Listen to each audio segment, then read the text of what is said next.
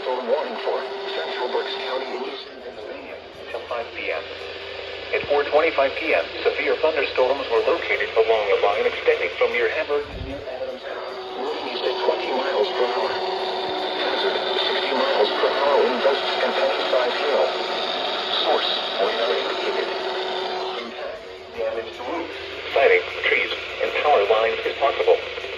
Locations impacted include Reading, Wyoming, Birdsboro, Hammond, Fleetwood, Cedar Spring, Warrendale, Leesport, Shoemakersville, Leonardsville, Spring Ridge, Sandy Heights, West Reading, Mount Penn, Morton, Kenhorst, St. Laurent, Centerport, and West Lawn. For your protection, move to an interior room on the lowest floor of the building. In addition to large hail and damaging winds, frequent fog-to-ground lightning is occurring with these storms. Move indoors immediately. Remember, if you can hear thunder, you are close enough to be struck by lightning. Torrential rainfall is occurring with these storms and may lead to flash flooding. Do not drive your vehicle through flooded roadways. Repeating, a severe thunderstorm warning has been issued until 5 p.m. for the following counties: Berks, Pennsylvania,